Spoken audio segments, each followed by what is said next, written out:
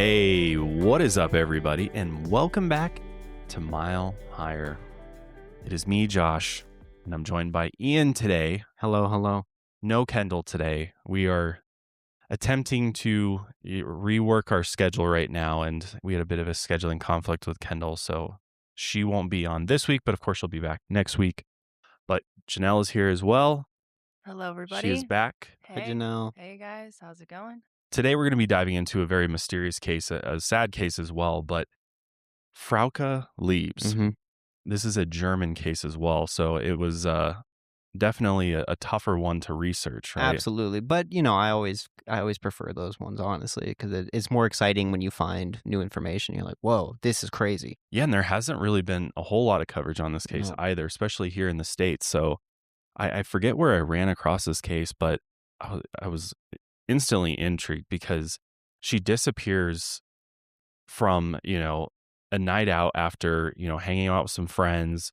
The World Cup's going on, and it's kind of just this normal night out, Right. and then she just sort of vanishes.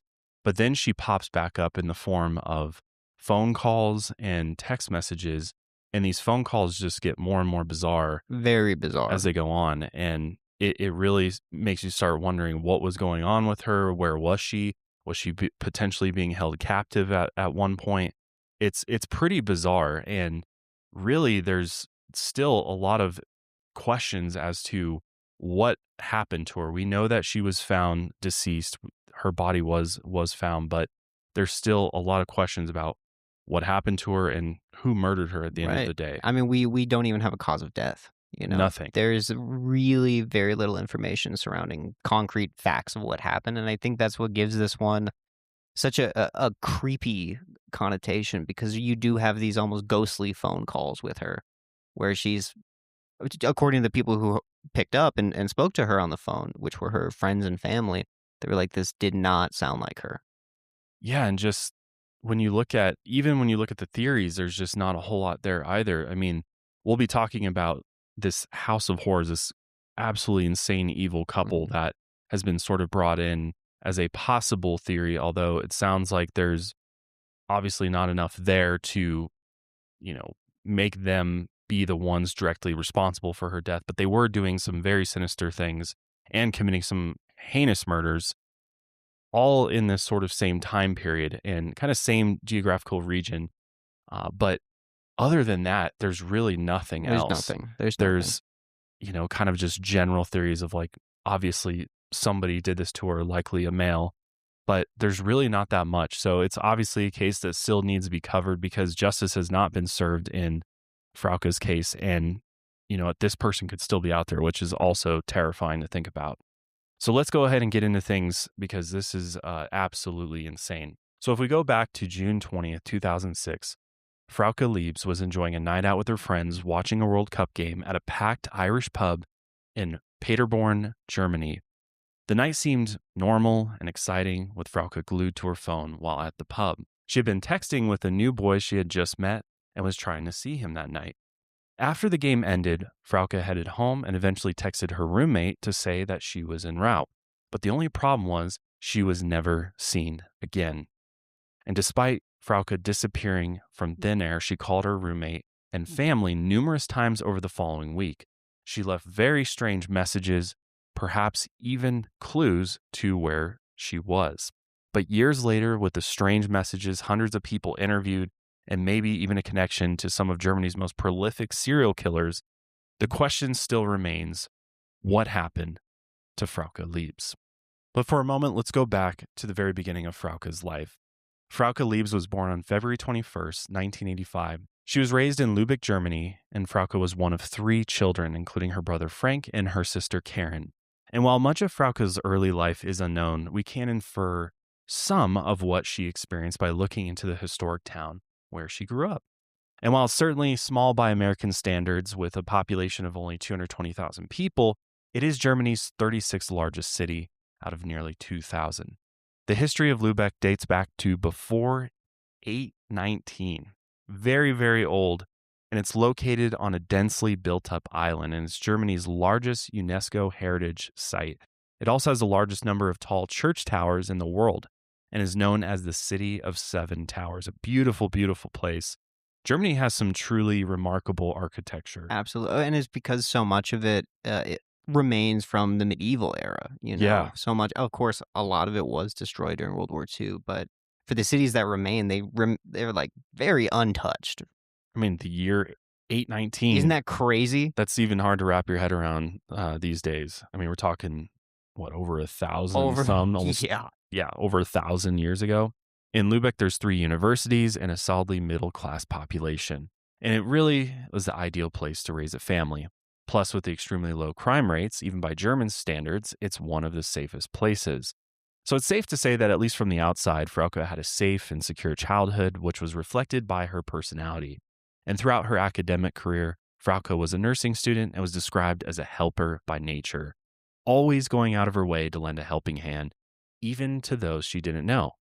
Following her primary education, Frauke completed a 1-year internship at an institution for people with disabilities, which I think says a lot about her character. Which this inspired her passion for nursing, and although she could have continued her academic career in her hometown, Frauke wanted to branch out. This is when she settled on Paderborn, and while it was only an hour and 10 minutes from her hometown, it seemed like the perfect place not only to begin her career, but also to establish a life outside of the town she had known her entire life. And while Paderborn may have had a smaller population than Lübeck, it was far more industrious, with a history of steel and automotive manufacturing, and it also had one of the highest densities of IT jobs and companies in the country. It was also one of the safest cities in Germany, with some calendar years passing by without a single murder. Once again, it was an ideal place for Frauke to start her career. So in October 2005, Frauke moved out of her family home in Lübeck and moved to Paderborn. However, Frauke wasn't making the change completely alone. She was moving in with her close friend, Christos Careless, whom she always called Chris. Chris and Frauke had been close friends since they attended school together and had even been in a relationship as teenagers, which lasted for about 4 years. And while the two had broken up, they remained very close. Frauke even dated someone else after the relationship, though this one ended as well.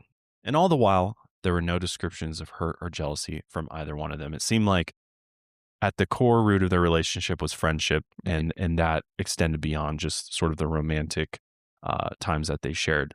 And although the two would be living together and likely closer than ever, they still maintained separate social lives.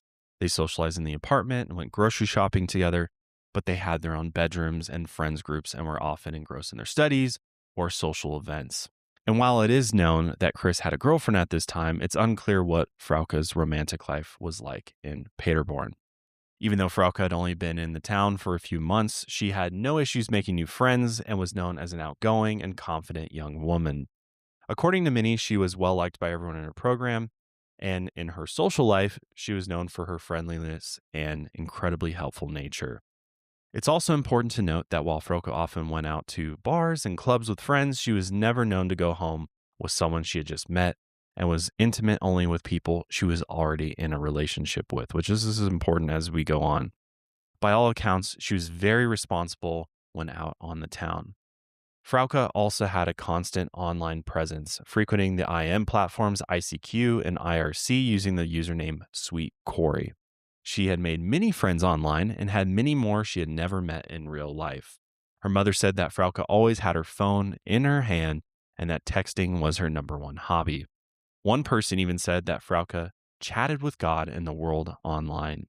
And while this may seem like a bunch of random information, it's all very important, especially in the lead up to June 20th, 2006. Frauke had been living in Paderborn for a few months, and the city was electric as Germany was hosting the World Cup. June 20th began very routine, with Frauke's mother Ingrid stopping by Paderborn to pick up her daughter for dinner. Chris joined them at a cafe as he had known Frauke's family for several years and wanted to catch up.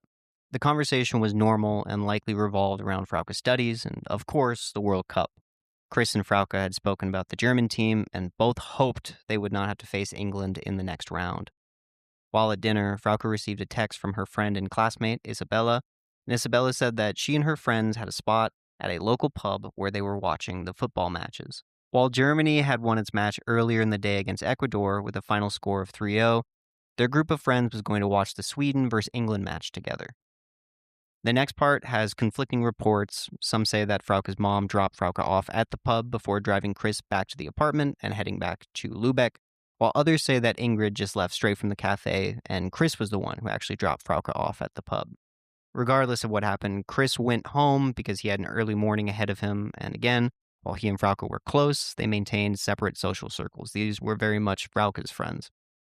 Still, Chris had forgotten his key back at the apartment and asked Frauke if he could borrow hers. He told her that he would wait up for her until she returned home. He would leave their apartment door unlocked just in case, but the building's exterior door would remain locked. And I think this section of it, the fact that, Chris took the only key home, it led to early speculation that, he was somehow involved in her disappearance.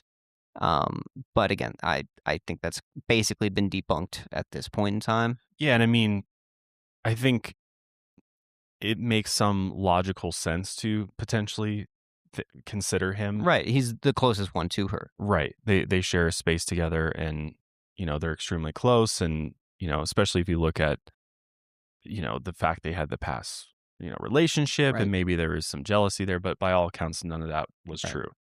Frauke arrived at the Old Triangle Irish pub on Leostrasse, where it was packed and rowdy.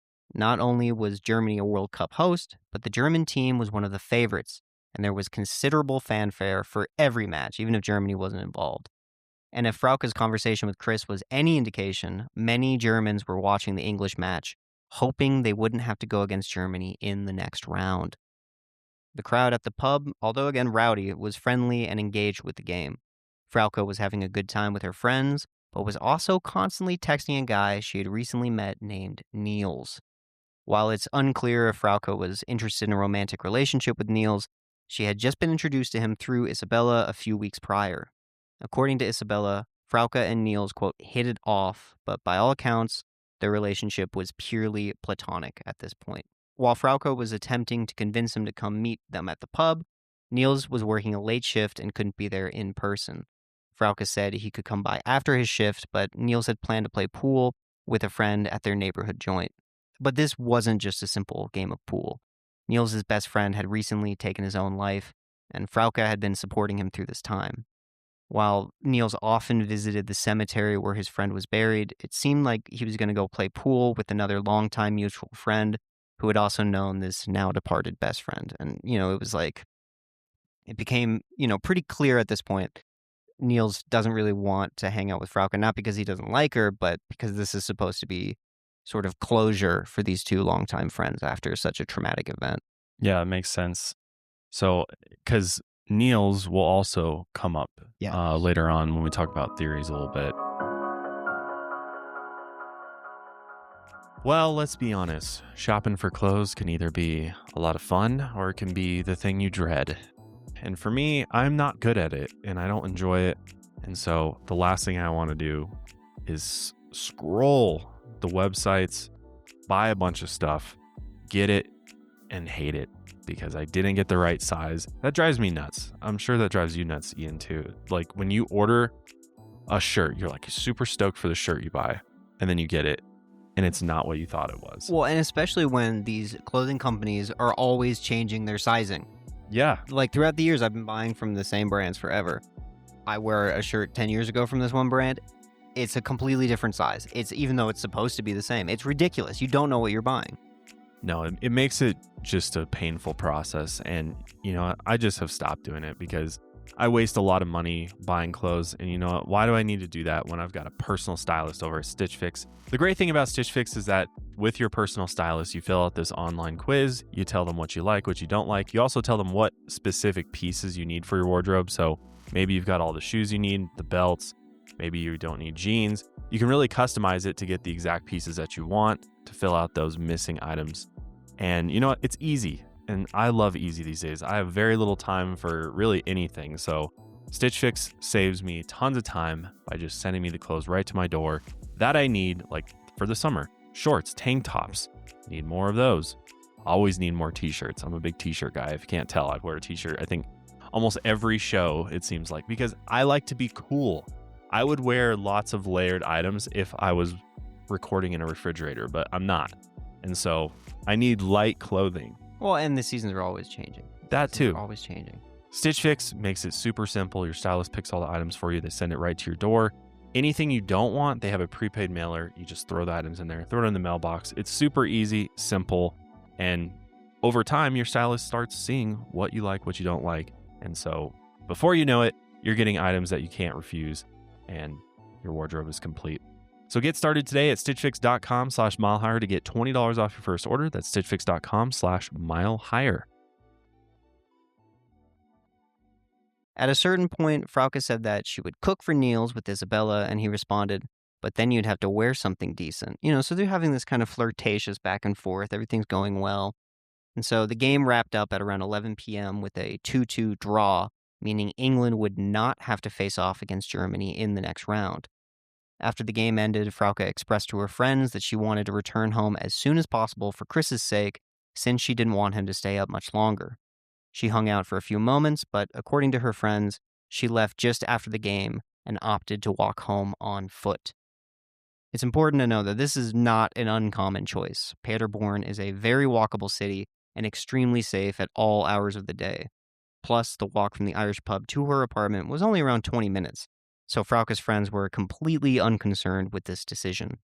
Unfortunately, this would be the last time anyone saw Frauke alive.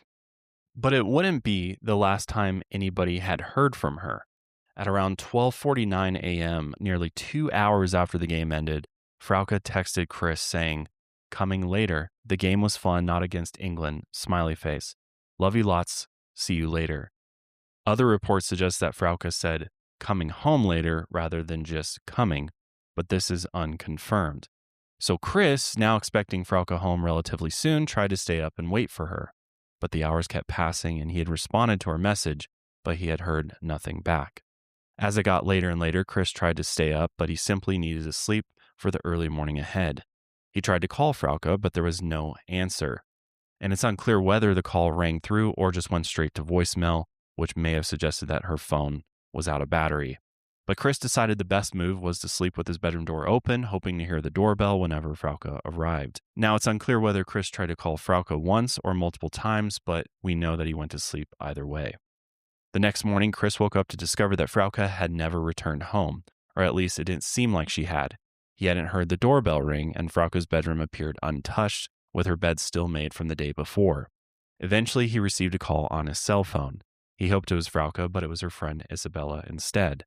Isabella called to say she was looking for Frauke, and she hadn't heard anything from her since she left the pub. And Frauke had failed to show up for their 8 a.m. class, which was completely out of character for her. This put Chris into instant panic mode, and he called anyone who knew Frauke, including her family, asking if they had heard from her. Again, Chris had known Frauke's family for years now, and they knew they could trust him. Chris called her mother Ingrid and said that Frauke didn't show up for her class. Again, this worried Ingrid. Not only had she just seen her daughter the day before, but everything seemed completely normal. Ingrid knew that Frauke wouldn't have missed class unless something was very wrong. Now that everyone was aware of this situation, Chris, Isabella, and Frauke's family began analyzing her last known movements and communications with them. First, there was her initial text to Chris saying she was either on her way home or would be soon, and that text was sent at 12:49 a.m. Meanwhile, the soccer match ended around 11 p.m., and Isabella recalled that Frauke left only a few moments after. Even if Isabella was completely wrong and that Frauke left closer to midnight, that still leaves a large chunk of time in which Frauke is completely unaccounted for before she texted Chris. And with this, both Frauke's mother Ingrid and Chris sprang into action. They called the hospitals in Paderborn and nearby cities, hoping to learn anything they could, because they're like, maybe something happened to her. She fell, she got hurt, and she's in a hospital somewhere, and that's why we can't get a hold of her. But this led nowhere. And then Ingrid called her local police in Lübeck, hoping to file a missing person report. However, she didn't get the best response. They told her to contact the Paderborn police and that it was simply too early to report Frauke missing. And despite the initial police inaction, Ingrid contacted a friend on the local police force, who in turn contacted an acquaintance on the Paderborn police. And so this got things going. The Paderborn police began investigating, although it seems like very, very unseriously. That day, they checked for accidents, which turned up nothing.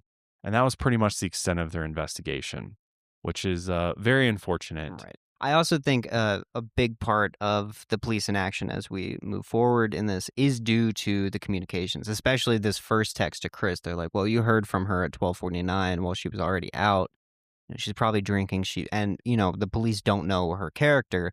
They might be assuming, and this is just speculation on my end, but they might be assuming like, "Oh, she probably went home with someone, and that's why you haven't heard from her," as opposed to what actually took place. Yeah, and I think especially with this case, you got to think this is a very, very safe place inherently. Right. And so you have to think the police are not thinking the worst here. They're thinking, oh, night out, drinking, she's texting you guys. She's probably just staying with somebody. Right. I don't think their minds go straight to she's in danger, she's in trouble, which is always unfortunate in these types of cases because it's always that one-off instance where maybe if they had taken this more seriously and did a more thorough sort of search and go talk to people and sort of get last known contacts she had from the pub, that maybe they would have been able to track her down sooner. But Right. I think they're just kind of going off their experience, and it's not necessarily inherently because they're negligent or something. It's just because it doesn't really happen It just here. doesn't happen. Yeah. Right. So instead of an extensive police response, Frauke's friends and family began their own work. They posted flyers later that same day in both her hometown and in Paderborn asking for any kind of information. And once again, her walk home became heavily scrutinized. As we've previously mentioned, her friends believe that Frauke left the pub just after 11 p.m., and her text to Chris at 12:49 a.m. leaves a nearly 2-hour gap in which she's unaccounted for. Perhaps she stopped at another pub on the way home, but there's no evidence of this. However, early on, it was possible that Frauke had tried to see Niels, as she had been texting him all night and was eager to meet up with him. This was easily a lead that the police could have followed up on, but they didn't feel it was necessary. The fact that Frauke had contacted Chris the night before held off a larger investigation, and it wouldn't be the only time Frauke made contact. On June 22nd, at around 10:25 p.m., Chris's phone rang. On the other line, it was Frauke, who was now calling nearly 2 full days missing. It's important to note here that none of the calls were recorded, as the police weren't investigating the case, and so as a result, we only have Chris's recollection of what was said. After Chris answered the phone, Frauke said, "Hello, Christos. I wanted to say that I'm fine and that I'll be home soon. Tell mom and dad and the others." Then she hung up. Chris said she was stunned on the phone, didn't even respond to questions, and then after she said that, she hung up directly, and that was that. I mean, that's kind of a weird call after someone's been missing for 2 days. Yeah. I mean, and as we'll see the phone calls that happen after this, that the hanging up directly without really responding to anything is definitely the weirdest part of it. Right. Because that's just not something that she would have done. No, if Chris talking to Chris, right. And if he would have asked a question, she would have responded, even if she was in a hurry or whatever, Chris said that it was definitely Frauke's voice on the other line, but she didn't sound like herself. She was very monotone, while she was usually quite animated. On top of that, in the entire time they knew one another, Frauke only ever called him Christos when she was angry. At this point, Chris was feeling extremely conflicted. While Frauke had called and there might have been a sense of relief there, she sounded strange and unlike herself, as if it were scripted or recorded. And I think the other thing is perhaps Chris is thinking, or perhaps whoever is with Frauke and might be scripting this call might think that Chris is a brother, and that's why it's like, oh, you call him Christos and bring up, tell mom and dad and the others, instead of tell my mom, tell my dad, call him Chris and all of that. Yeah, that's a really good point. I mean, in my head, I'm like, the most likely scenario is this is somewhat scripted or Right. somebody's telling her what to say. But is there a possibility that she was drugged that night? Was something put in her drink, or Right. is she just, not in a sober mindset at this point still? I don't know, but it is very strange. So Chris alerted Frauke's family to the strange call, who then drove down to Paderborn. Together, they waited in Chris's apartment for Frauke to return, as she had said she was on her way home. But the hours passed with no further sign of her. They tried once again to call, but there was no answer. Again, details about their attempts are sparse here. We don't know whether the calls rang through or went straight to voicemail, or how many times they attempted to call her. All we know is that they tried to contact Frauke again, and there was no answer. And as they waited, they considered other strange elements to the call. For one, like we said, there's the fact that Frauke said, "Tell mom and dad," as if she and Chris were related. Perhaps whoever scripted the call didn't realize they were just roommates, or it was an intentionally strange choice made by Frauke to indicate that something was wrong. Yeah, that's a really good point too, is that maybe she purposely Right. said that to hopefully set off, alarm bells for Chris. Like, no, you need to tell my parents. And although it doesn't give a lot of information, but maybe she was signaling in some way. Right. Like whoever has me doesn't know that we're not related, Right. but you do, and you would know I would never speak to you in this way. Yeah, yeah. Which if she did do that was really smart on her Really part. smart. And compared to her earlier text to Chris, in which she used exclamation points and emoticons, the tone has completely changed, as if whatever happened took place after that final text to Chris the night she went missing. But still, to the police, this call meant that Frauke was in contact with her family, no matter how strange it was, and they believed it was a good sign that she would return home soon. However, for the family, this was when they first believed that Frauke was being held hostage. Yeah, it's really unfortunate that the police are sort of just dismissing this when Right. the family's like, no, this is really weird. She would never say things like this. Right. And they're like, oh, no, she's good. She's good. To them, this is just another phone call. They're like, no, this is a good sign. She's an Yeah. adult. She can do whatever she wants. Yeah, super unfortunate. So as the days progressed, TV stations began showing Frauke's photos, and the police at this point did begin to work the case by speaking to Frauke's friends, classmates, coworkers, and everyone who was at the pub with her that night. They also finally got in touch with Niels, who said that he had no idea what had happened to Frauke, and that he hadn't seen her since the night she disappeared. And then on Friday, June 23rd, Chris received yet another message from Frauke, this time in text. Frauke, or potentially someone with her phone, texted at around 11:04 p.m., "I'm coming back home today. I'm in Paderborn." Chris was with Frauke's brother at the time, Frank, and he immediately called Frauke using his phone. This time, she answered. Frank started the call by saying, "Frauke, what are you doing? When are you coming home?" And Frauke responded, "I'm coming home today, not too late. I'm in Paderborn. Don't ask, I'm coming home." Frank said, "Where are you then?" And Frauke quickly said, "I can't say," before she hung up. I think there's definite indicators there that she is with somebody else Right. and her call's being monitored. The fact that she literally says, "I can't say." Yeah. I'm in Paderborn, which is that an indication to, is she actually in Paderborn, Right. or whoever she's with or being held by is telling her to say that to throw everybody else? Exactly. Like, keep your search within the town. Right. Frank described Frauke's tone as normal but alert, still cryptic, as if someone was watching her. And now these communications were no longer reassuring the police, and they issued a public statement asking anyone who had seen Frauke or had any information to contact the family. They also began attempting to access any digital evidence related to Frauke and to locate exactly where she was when she made those calls. Then on June 24th at 2:22 p.m., Frauke called Chris once more, while he was with Frauke's family.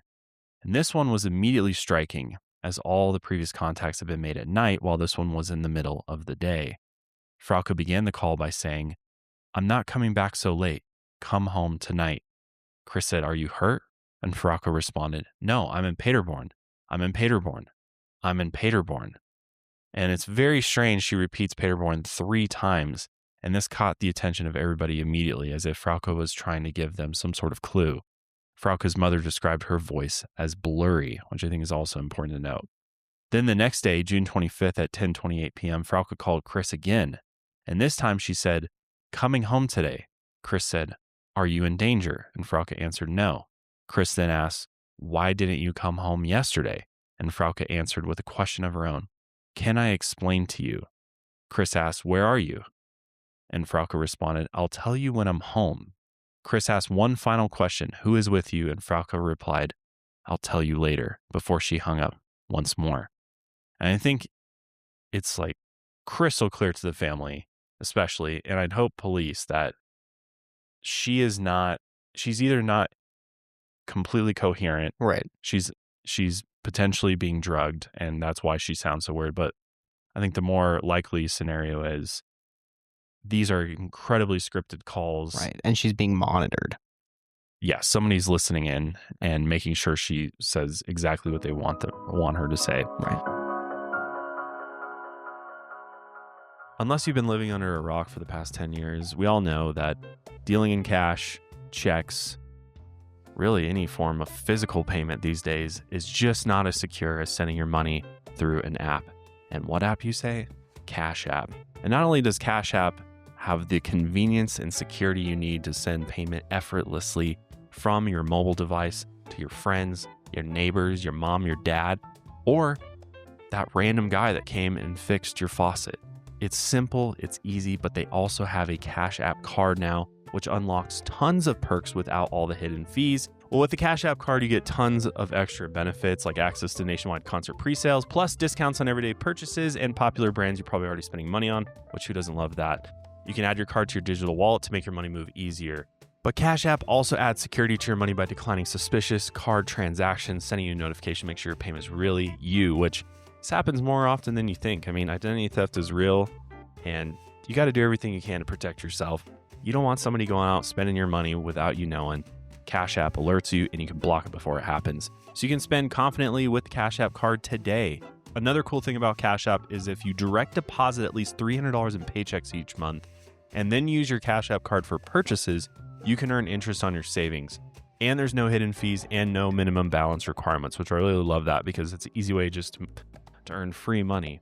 So don't let your money sit around and gather dust. Make it work for you. Take advantage of interest savings on the Cash App today. New Cash App customers can earn $10 if you use code CashApp10 in their profile at sign up and send $5 to a friend within 14 days. Terms apply. Cash App is a financial services platform, not a bank. Banking services provided by Cash App's bank partners. Prepaid debit cards issued by Sutton Bank, member FDIC. Cash App Visa debit flex cards issued by Sutton Bank, member FDIC. And the Bancorp Bank N.A. pursuant to a license from Visa USA Inc. See terms and conditions for the Sutton prepaid card, Sutton debit flex card, and Bancorp debit flex card. Cash App Green features savings, direct deposit, roundups, overdraft coverage, and discounts provided by Cash App, a Block Inc. brand. Visit cash.app/legal/podcast for full disclosures. Then on Tuesday, June 27th, 1 week after Frauke disappeared, she called Chris one last time. This time, Frauke's sister Karen was present. Her mother Ingrid had been over as well, but had just left Chris's apartment. Chris answered the phone saying, "Frauke, Karen is here too." And Frauke asked, "Are mom and dad there too?" Chris said, "They're gone already." "Hey, I'll just put you on speaker." Frauke asked, "Is Karen close to you?" And Chris said, "Yes." Frauke said, "I'd like to talk to her, please." And with that, Chris handed the phone to Karen. Karen said, "Hello, Frauke, how are you?" Frauke responded, "Please don't ask." Karen followed up, "Where are you?" And Frauke replied, "I can't say." Karen pleaded, "Come home," and Frauke said, "No, that won't do." Karen asked, "Are you scared?" And Frauke said, "No." Karen asked, "Are you tired?" And Frauke responded, "Yeah, very tired. Please tell everyone I love them very much." Karen asked, "When are you coming home?" And Frauke said, "I've got to hang up. Please hand the phone over to Chris." Chris then asked, "Why did you leave?" And Frauke responded, "You know that, Chris." Chris asked, "Are you being held?" As if whispering. Frauke said, "Yes," very faintly before she said, "No, no," much louder, which that is just, I mean, that tells us everything It's chilling. we need to know. Right. It's very chilling. Chris asked, "You know that the police are looking for you?" And Frauke said, "Yes, I've been away for a week." Chris asked, "Who's with you?" And Frauke said, "I can't say." Chris asked, "Did you meet another guy?" And Frauke replied, "You have to know I haven't been staying away for a week because I met another guy. Come on, you know me. Are mom and dad there too?" And this question seemed very strange, as Chris had already told her that they had been there before but had left the apartment. Chris replied, "They were here." And Frauke said, "Tell them I love them very much." Chris asked, "Should I pick you up?" And Frauke said, "No, that won't do." Chris asked, "Where are you?" And Frauke only responded by saying, "Mama." Chris asked again, "Where are you?" And Frauke once again said, "Mama." He asked again, And Frauke just said, Mama. Chris asked, are you afraid to come home? And Frauke said, no. Pleading once more, Chris said, we'll clean up your apartment and nobody will ask you what happened. Just come home. Frauke said, that won't do. I'm still alive. Chris asked, are you with one or more people? And Frauke responded, please don't ask me. I'd like to be with you all. I'd like to come home. Chris asked, when will you call again? And Frauke said, I'm not sure. Chris said, please call every day. And Frauke said, yes, I will. Ciao. Bye for now. And unfortunately, this would be Frauke's last phone call. Aside from its length being much longer than all of Frauke's other calls, this one contained many cryptic elements, including her faint yes and the repetition of the word mama when Chris kept asking where she was. It's haunting, honestly. It is. And I mean, I can't even imagine what Chris is obviously, I think, starting to process that she is absolutely being held against her will by somebody who is, I think, trying to make it seem, doing a very poor job, but trying to make it seem like she's okay and she's just off somewhere to try to delay, an investigation or people coming to look for her. But the fact that it's like, yes, I'm with somebody, Right.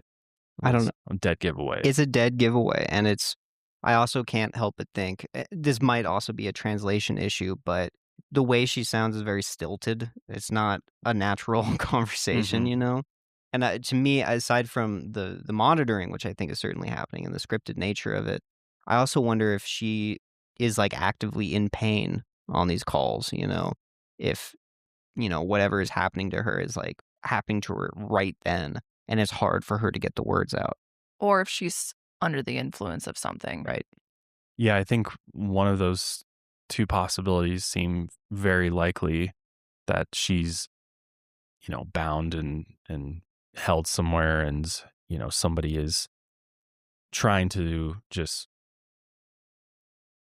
delay someone coming to find her, but also maybe give her that last contact with her family before they do whatever they do with her next. Yeah. And we don't know their MO. They might honestly just be really fucking sick. Yeah. And just might be deriving pleasure from this. Totally. Aside from just throwing the cops off, Yeah. That they're getting off on these conversations and teasing her loved ones. Yeah.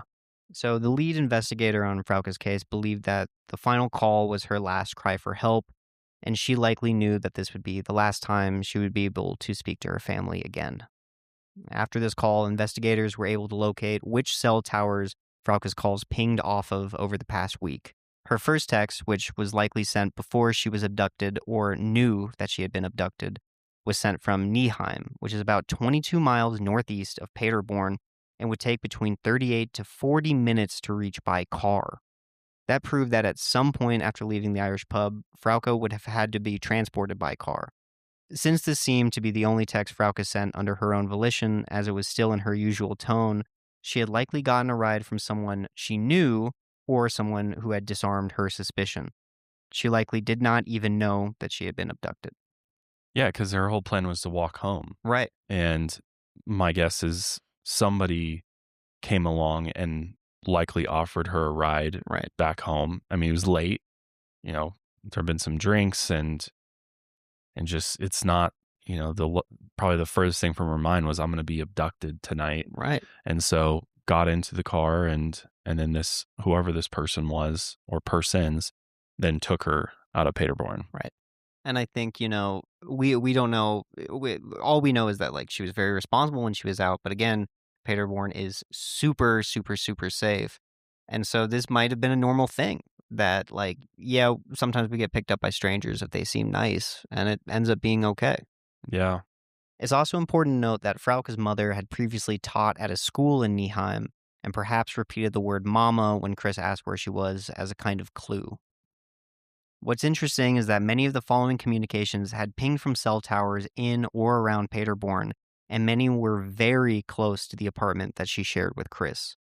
The only exception was the fifth communication, which she made in the afternoon. That call pinged off of a cell tower in Monkelo, which is only a 14-minute drive from Paderborn. It's also important to note that the gap in communication was such that she could have been returned to Nieheim between all of these calls and texts. So there's a chance that maybe the central location of where she's being held is Nieheim, and she's just being driven throughout during these calls, but we don't know. Yeah, to attempt to cover up the location Right. and make it seem like she's just out and about. Right. Yeah, that seems most likely to me. The final call was also traced to Paderborn and had been in the direction of Nieheim, but it's impossible to know if she was heading there at the time of the call. It was also determined that the culprit had taken Frauke to various parts of Paderborn and the surrounding area to place the calls, like we were saying, in an attempt to confuse investigators. It's also important to note that in June in this part of Germany, it actually never gets completely dark outside. So even if she was being moved throughout Paderborn, she had to be concealed so she wouldn't be recognized on the street. It may have also helped Frauke to get into a stranger's car, as with all the people out for the World Cup and the lack of darkness, she would have felt a sense of security. For months, there was nothing. Investigators questioned everyone, interviewing over 900 people, including 100 of Frauke's online friends.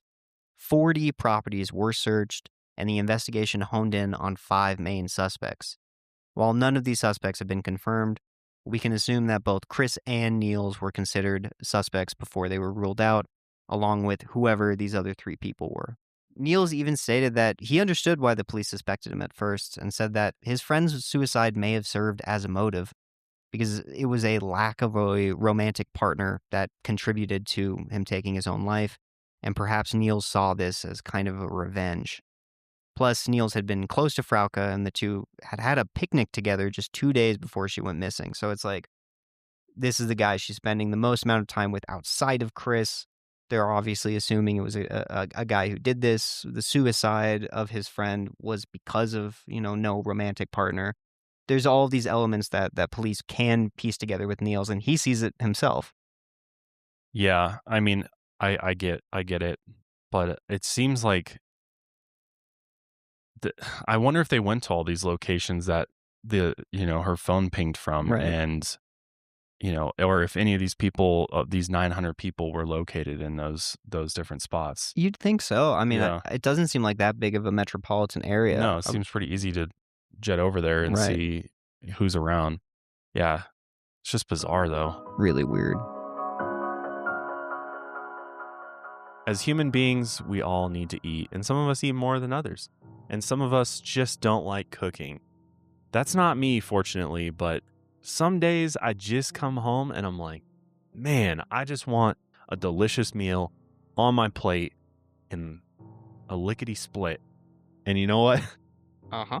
Hungaroot provides that, because Hungaroot makes getting a delicious and nutritious whole meal on the family dinner plates in 15 minutes or less. And I'm not just saying that, I'm saying that from personal experience as a Hungaroot customer. For years now, our family enjoys the Hungaroot meals on the regular. And you know what? I'm always impressed with the quality of the foods. I've never gotten any rancid, moldy food. And sometimes when I shop at the grocery store, that's exactly what I get. I bought a big thing of strawberries from the grocery store, and it was mold all the way through it. And that was like an $8 box of strawberries. And you know what? I screamed a little bit, because I'm not going back to that grocery store again. What are we doing? Well, Hungaroot, you're getting quality organic produce. You're going to see brands that you've never seen before that you're going to fall in love with. There is this Mexican rice. It's like street corn infused, and it is absolutely delicious from Hungaroot. And the coolest thing about it is you make it in the microwave. That's nice. That's Easy. very nice. Fucking, I always love it when I see a delicious food that says, hey, man, just pop it in the microwave. Dude, and then there's these spiced Cuban black beans Whoa. that also Microwave. microwavable. And you know what? I was skeptical at first, but they're absolutely delicious. I don't know what magic they've figured out with these, but absolutely delicious. And our absolute favorite is the sous vide chile limon sous vide chicken. And we eat that every single week, and they're great on salads. So we'll do like a chicken salad Caesar at least once or twice a week from Hungaroot.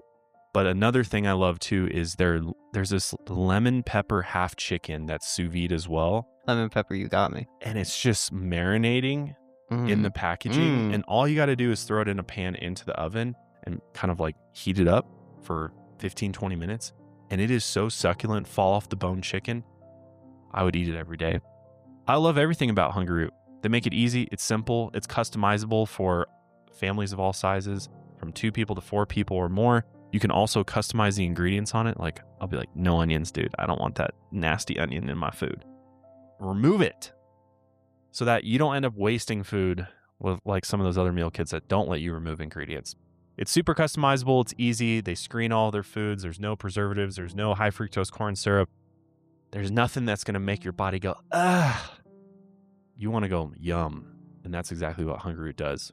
So you're going to love Hungry Root as much as I do. For a limited time, get 40% off your first order, plus get a free item in every box for life. Go to hungryroot.com/milehigher and use code milehigher. That's hungryroot.com/milehigher, code milehigher to get 40% off your first box and a free item of your choice for life.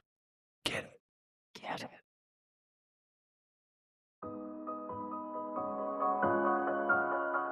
There's one organ in the body that I think most of us forget about. It's not your stomach. It's not your gallbladder. It's not your skin either. It's not your skin. It's your liver. And your liver's pretty important, man. It does a lot. It's the filter. It's the filter. Exactly. Mm-hmm. It's constantly working to make sure that your body is getting all the nutrients and filtering out all the bad stuff that you're putting into your body. Because, you know, we all be hitting that fast food every now and then. We know what's in it. Oh, yeah, we know what's in it, and yet we do it to ourselves every day. It's just so delicious. But you know what? If you supplement it with some dose, a liquid supplement that is going to give your liver and really your body the boost that it needs. It's not just another capsule or powder. It's a delicious orange juice tasting looking 2-ounce shot you take a couple times a day, and it promotes daily liver functions. It's got 0 sugar, 0 junk, 0 calories, and it really gives your liver everything it needs to work at peak capacity. It's going to help improve energy production, digestion, fat metabolism, vitamin storage, because your liver is processing all these things on the daily, and it feels overworked at times. So give it the dose it needs. You're going to reduce your sluggishness, okay? You're going to get rid of those midday crashes, and you're going to support your metabolism and aid your daily digestion. All of the over 500 functions that your liver does, it needs the assist. Yeah, and I love the fact that it's a liquid supplement. I'm not into capsules. I'm that adult that will break a capsule open and put it in some pudding. Mix it around. Or water, because I don't like swallowing capsules. So I appreciate that Dose thought outside the box and made an orange juice, delicious tasting liquid supplement that is easy to go down, and you know what? You actually enjoy it. You're not like, ugh, you're not gagging and coughing. It tastes great. It's great for your body. You're going to feel better drinking Dose. So ready to give your liver the support it deserves. Head to dosedaily.co/milehigher or enter Mile Higher to get 35% off your first subscription. Your body does so much for you. Let's do something for it. That's dosedaily.co/milehigher for 35% off your first month subscription. But then on October 4th, 2006, Frauke's skeletalized body was discovered by a hunter in a remote section of forest near the town of Lichtenau. The area was 10 meters away from a remote country road, which itself was accessed by another remote country road. And although the remains themselves were unrecognizable, the body was wearing the same clothes that Frauke had worn to the pub the night she disappeared. Investigators believe that the site had been chosen prior to her being there, and the culprit or culprits knew the area well. It was also determined that Frauke had been killed at another location before her body was dumped there, as there was no signs of a struggle near her remains. The weather from the previous 4 months had removed any potential tire tracks or footprints, and investigators were unable to determine a cause of death. There were no signs of stab wounds or gunshot wounds on the remains, and there was no traces of drugs in her system. Though by this point, skeletalized remains, it'd be very hard to detect that at that point. Investigators determined that Frauke was killed only days after her final phone call, and the only possibilities for her cause of death would be suffocation or drowning. Investigators did discover a small silver cross near her remains. The killer likely left that, as her family claims she didn't own one. though it's kind of strange because there is a photo of Frauke wearing a large cross Right. chain, but it appears to be different than the one that they found near her remains. However, items that were not found were her Nokia 6230, her phone, Frauke's fossil watch, wallet, and her black purse. All of these items are still missing to this day, which I think that is a key detail, Right. which we'll talk more about later why that is. But investigators did not specify what happened to her underwear, as this could indicate if there is some sexual trauma that occurred.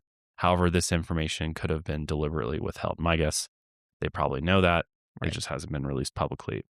But an entire police task force was created in Paderborn to try to solve Frauke's murder. They questioned Niels again and stuck to the theory that Frauke may have been picked up en route to the pub where he was playing pool. But still, over the years, Paderborn police have not advanced any theories or evidence. This case didn't fall completely into obscurity, though. After Frauke's disappearance was featured on Germany's version of Unsolved Mysteries, there was a brief resurgence in discussion surrounding the case, and it led many people to ask why the police haven't offered any new information for the past several years. In the absence of new information from the authorities, those online have put forward numerous ideas throughout the years. One of the most pervasive and well-known theories centers on two serial killers who operated out of the nearby town of Hoxter. Those who believe this theory even state that the reason there haven't been any updates in the case is that investigators believe that these two killed Frauke, but there just isn't enough evidence to connect them to Frauke directly. However, as we'll talk about here in a moment, I think there's still a possibility because when we talk about how little evidence is left Yeah. and her body was dumped in a remote area, it's her remains are almost unidentifiable.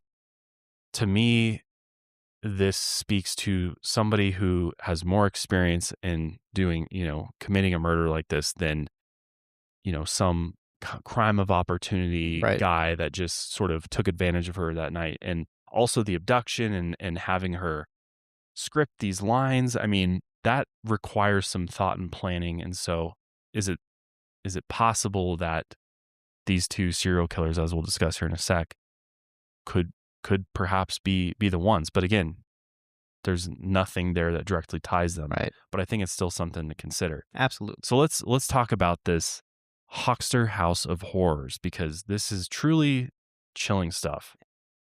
So during a snowstorm in April 2016, a car broke down while on the road.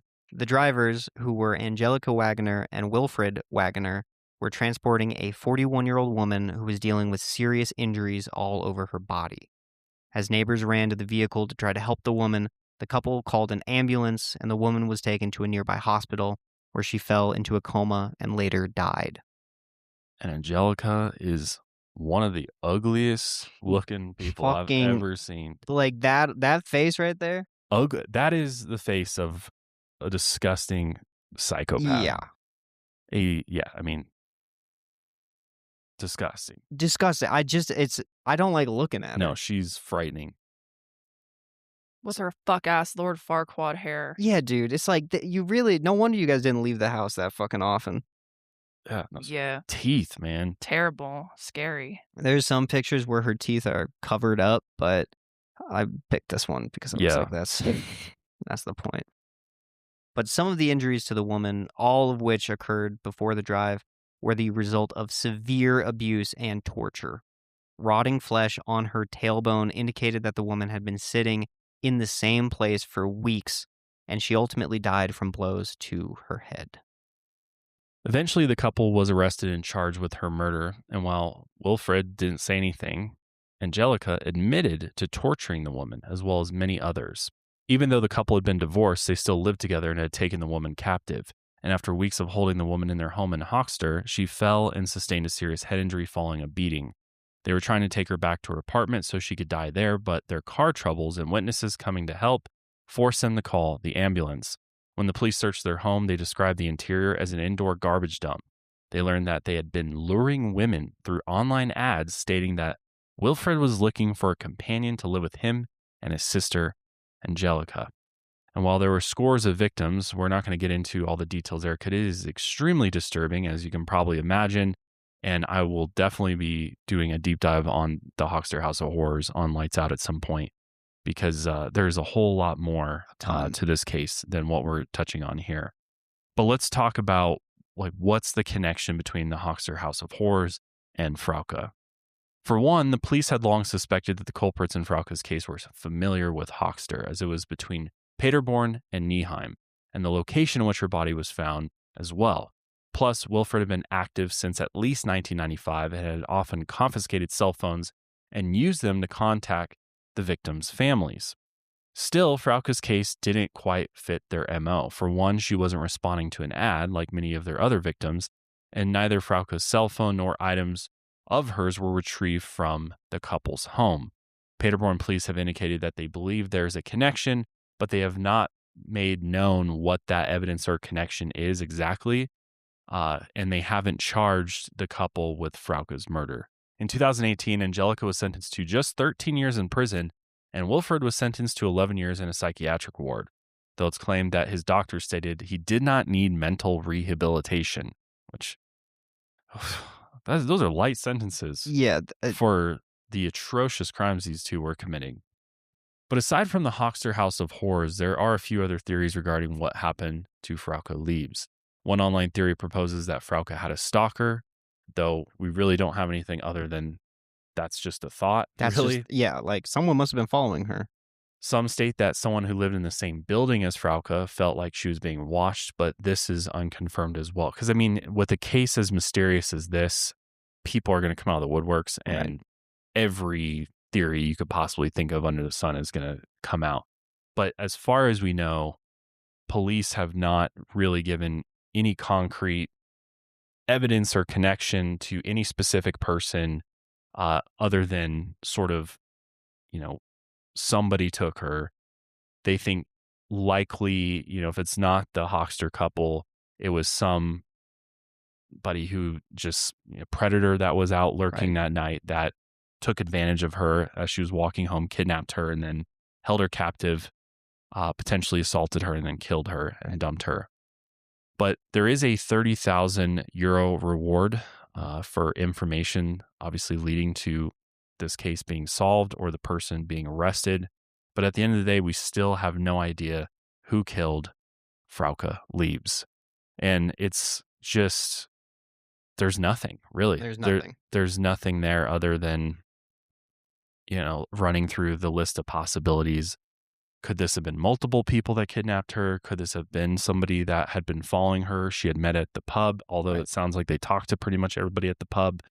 So it really seems like, in my mind, there is an uncaught killer that is perhaps even another serial killer at that, who is living in the nearby. I don't think this person resides in Paderborn. I think this person resides in a community outside where they can kind of lie low and remain under the radar. But I mean, in some of these serial killer cases, especially the case like the Hoxter house, I think just because it doesn't fit their MO completely, I don't think takes that possibility off the table, because these people are psychopaths and they could have switched it up. They could have even been in town celebrating the World Cup as well. They could have been doing who knows what. And so just because they haven't found direct evidence to link them, I would hope that they don't take them off the table, because you just never know. I mean, they could have buried her stuff somewhere, or this couple seems like, just the fact that they were operating for so long, that they figured out a system to remain undetected for quite a while before eventually getting caught. Right. I mean, they only got caught really by accident. There was no ongoing investigation into them. There was nothing. It was just because their car broke down with a woman they had tortured. And I also think, the other reason why so many people, maybe even the police, but again, we don't really know, have connected this to the Hoxter couple is because there just isn't that many serial killers in Germany. Like, it's a extremely safe country to live in. And so when something like the Hoxter house takes place, it makes sense for investigators and the public in general to be like, if they operated this well for so long with dozens of victims potentially, what we might as well attribute it to them, because who else would do this to her? Yeah, and that's probably the way that I would go with it too, because what I go back to is the fact that whoever this person was knew that her cell phone would ping off of towers and Right. the police would use that to track location. And when you look at cases where, it's sort of a crime of opportunity, somebody just decides to take advantage of her that night and, this is a one-off type situation, you really don't see them taking into account No. things like I need to dispose of any digital evidence, any trace of her identity. You just don't see that happen No. that often, that I really struggle with the idea that this was sort of just some random person who, was it, somebody she met or even somebody who was out, gave her a ride and then, did what they did and that was it. I feel like that's a very tough thing to keep quiet for this long and cover up Right. with zero trace. And it seems like eventually the police did do a pretty comprehensive investigation and interviewed a lot of people. And so based on all of the different pieces of evidence here, this seems like somebody who has experience, who has know-how to get away with a murder like this and did it very, very cleanly without leaving any DNA, any sort of like trace of themselves Right. near or around her body. So I don't know. I tend to lean more towards, unless there's another killer that is experienced or uncaught serial killer, which is very possible. It seems to me like I would probably lean towards the Hoxter couple. Right. I also think, we've seen it before in other cases in the US, where, a serial killer gets attributed to the case and it's almost like universally agreed, okay, this is the person who Right. did it, but they're already in jail serving a max sentence. And for them, 11 years is, I mean, 11 and and some change is not much to Yeah. us, but that's a huge sentence in Germany. And so I wonder if it's the same sort of thought process where it's like, why would we go through the judicial process to then just really have no additional sentence or anything like that, you know? Yeah. And, without being completely familiar with the German criminal justice system, my guess is that because they don't have any sort of trace evidence or physical evidence to connect them, that it just wouldn't even be worth Right, trying to try them for this murder. And so this is really kind of the best that they can do, right, which, for the family's sake, I mean, that's certainly not good enough. And still, it leaves a lot of questions as to who really did this. Without right. the concrete connection, I think you're going to always wonder who did this. Right. And there's just no way around it. Janelle, what do you think? Where do you kind of lean with this? I don't know. I was talking to Ian earlier. I definitely think that she was most likely lured in and didn't know necessarily what she was getting into until it was too late. Whether that was, someone or a couple of people were like, "Hey, let me get you a ride. Like, where are you going?" And, we're just trying to be friendly. Like we said, this was pretty common in that area. It's a very safe area. So I kind of have a feeling that someone convinced her to come with them, get in their car, whatever, and then yeah, and then, it was unfortunately not someone who was trying to help her and yeah, and then took her. I don't know if I believe that it was, um, the Hoxter house couple, but, I mean, it could be. I don't personally think it was. I don't Really? know. No. I also think I tend to lean more that way too, because you look at the other thing I think of too is if you take a look at some of the other European serial killer cases, there are other couples that sort of operated like this. And the one thing that kind of sticks out to me is if that night this couple was out prowling and maybe they were trying other methods for getting victims. I mean, if they rolled up in their car and there's this older couple in there and they're like, "Hey, Hey. would you like a ride?" There's sort of this false sense of security Right, when you have a man and a woman in a vehicle that we've seen in other cases that was hugely successful for these serial killers because having a woman there Yeah. gives another woman sort of the false Yeah. sense of 100%. security. And I think that could be a possibility of what happened here, that maybe they were out on, out in the town in Paderborn and were looking for a victim, Right. and they just came across Frauke, and Frauke was, just walking home. But if a couple rolls up, it does give you this sort of false sense of like, even if you don't know them, they're like, it's probably okay. Right. Versus like a random guy. Or even just a solo woman. I mean, like, yeah, Yeah. there would still be more security there, but I really do think the fact that it's a couple Yes. makes it feel almost like parental in a way. Totally. You know? Yeah, and we've seen that before. There's, the Moors murders, a very classic case of a couple that's exactly what they did. They took advantage of the fact that, you know, young boys would see, a woman, and she would be the one to lure the victim into their vehicle, Right. then they would take them. And so I think it's very possible that it was them, because again, the evidence is so little. There's no DNA. Her remains weren't found for a period of time. How was that location accessed? If this was somebody that just made that split decision that night to kidnap her and then on the fly made up this entire plan, is kind of tough. Well, it was a pretty elaborate plan. Yeah. It wasn't I don't think it was someone who just was like Crime crime of opportunity, like, "Oh, wow, a single girl. Let me see what I can do." Because I mean, the phone calls and all that just makes it seem like this was very strategically planned out. Ian, I was gonna ask, how many how many people do we know for sure were, victims of the 2? I would have to look it up. I do believe it's like, again, it's a ton. It's theorized to be in the dozens. But in terms of their conviction, I think it might actually only be the one woman. Okay, so and they obviously admitted to that. Right. The fact that there's that question mark there still is, I mean, who knows how many?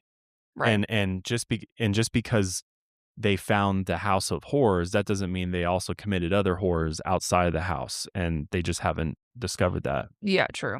Yeah, It so- seems like there's a lot of unknown about these 2. Yes. And so it looks like it's 2 directly like convicted. Yeah.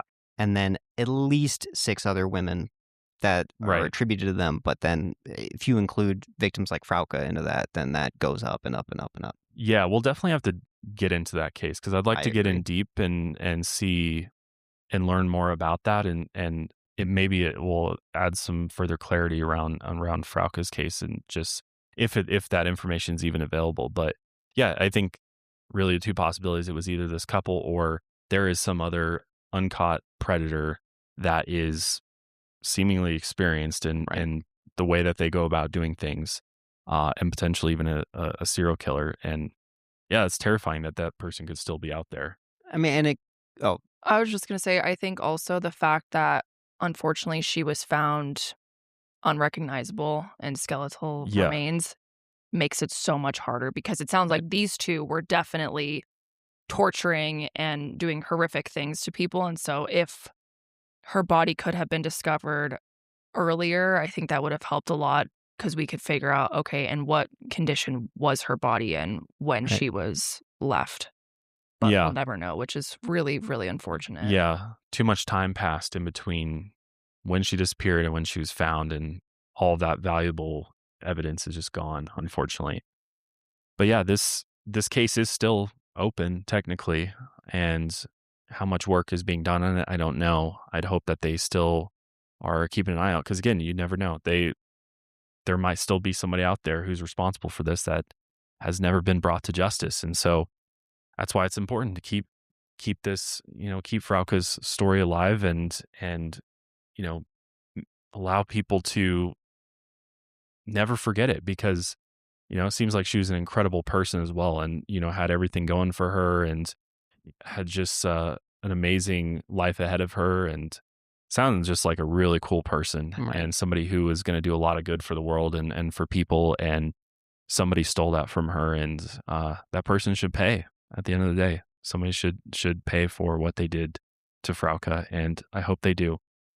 But let us know your thoughts below. I'm really curious to see which way you lean with this as far as what you think happened to Frauke. But that is going to be it for us today. Appreciate you being here. We'll be back next week with Kendall for another case. But until then, keep on taking your mind a mile higher.